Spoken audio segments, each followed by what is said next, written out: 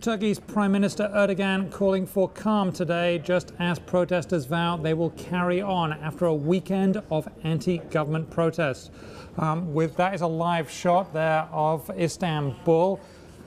With us to tell us more about what's been going on and what to expect, the Wall Street Journal's world news editor, Eduardo Kaplan, is on the set with us. That's what's happening there. It seems reasonably calm. That hasn't been the case this weekend. No, not at all. And what started as a seemingly small protest has shown tremendous resilience. And in fact, it has grown at times where we've seen some clashes in efforts to quelch it.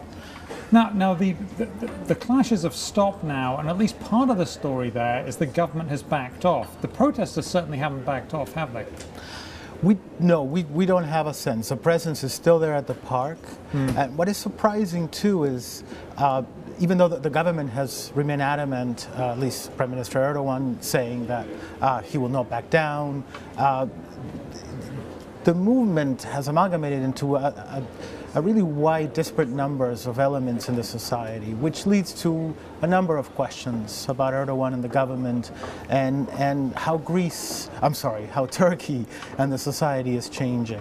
Greece has a completely different set of problems. Turkey's there. It's a big, very militarized country. You've got a secular government, yes, but with an Islamic-based party in power, and it's very strong. Erdogan leads that party. It's very strong. That's part of this, isn't it? Very much so. That's quite right. Some of the protesters have complained that they feel that Erdogan is relying too much on, if you will, religious conservatives within his party, and that he is sort of betraying the promise of a secular nation.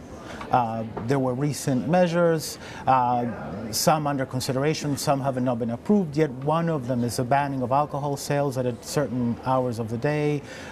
Some members of the coalition have asked for even more stringent social regulations, if you will. And there's some sense that the protesters are taking issue with that. Okay, and I know going back a bit, Turkey had wanted to join the European Union.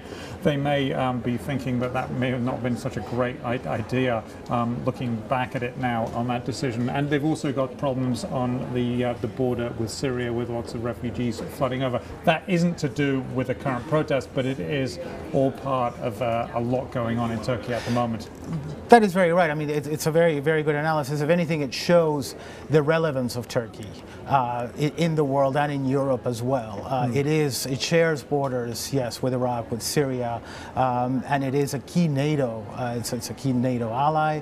It is a member of NATO, and so yes, anything that happens in Turkey has major, global repercussions. And we will be monitoring this. I know you'll be monitoring it. We will be too. This situation there, see if it gets resolved peacefully. Thank you very much, Eduardo Kaplan from the Foreign Desk. More on that on WSJ.com.